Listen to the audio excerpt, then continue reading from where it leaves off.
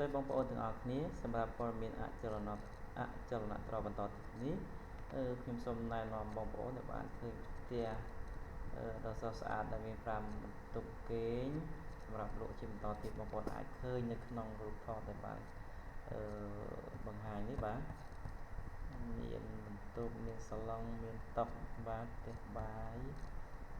kitchen បាទស្អាតណាសម្រាប់តម្លៃគឺ$40,000បាទទីតាំងនៅបាទតំបន់ចតុមុខដូនពេញភ្នំពេញបាទនៅផ្នែកខាងក្រោយនៃរាជវាំងនៅក្នុងតំបន់ភ្នំពេញបាទរាជធានីភ្នំពេញ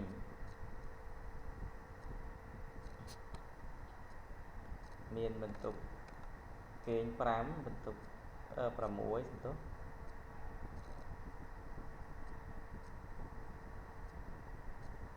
ហើយ3ជាន់បាទ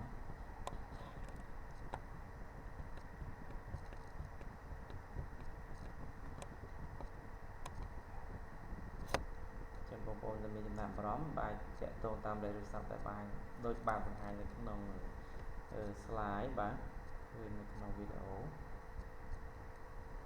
ឬក៏តំណាក់តំណងទៅក្រុមហ៊ុនអចលនទ្រព្យ VMC Real Estate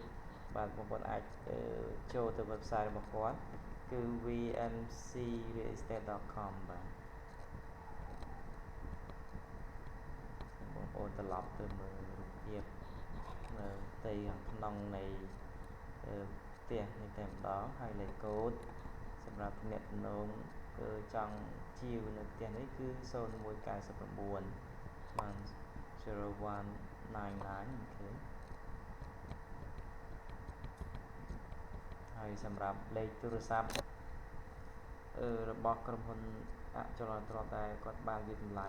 លក់នៅផ្ទះនេះបងប្អូនអាចទំនាក់ទំនងទៅលេខទូរស័ព្ទ023 224530 017 76 92 71 069 48 95 43